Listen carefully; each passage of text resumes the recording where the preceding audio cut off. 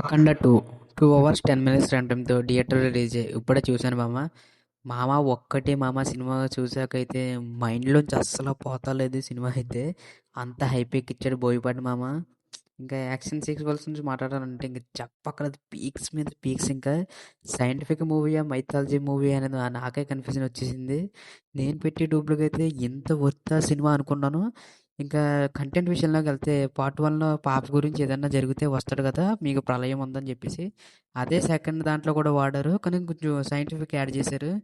మామ బాలయ్య యాక్టింగ్ మాత్రం తాండవం చేసేసాడు మామ నిజంగానే. చాలా అయితే చాలా పీక్స్‌లో ఉంటది. ఎక్కడ మనకి బోర్ కొట్టదు. కానీ యాక్షన్ సీక్వెన్స్ ఎక్కువ కాబట్టి కొంచెం చూడొచ్చు. మరీ అంత కాదు. ఫస్ట్ హాఫ్ అంతా యావరేజ్.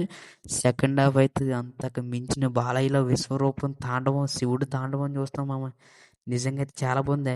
అదే టైంలో పాకిస్తాన్ వాళ్ళు ఇండియా మీద కుంభమేళా టార్గెట్ చేసి ఎలాగా చంపుతారో మనుషులనేది చాలా క్లియర్ కట్‌గా చూపెట్టారు మామ. ఇంకా తమనన్న గురించి చెప్పక్కర్లేదు. బాక్సులు దద్దరిల్లిపోయి ఇరిగిపోతున్నాయి కూడా. సినిమా అయితే చాలా బాగుంది మామ. తొందరగా వెళ్ళిపోయాను నేను.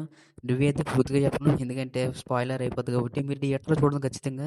అంతకుముందు మన ఛానల్ ఎవరైనా సబ్స్క్రైబ్ చేసి సపోర్ట్ చేయండి.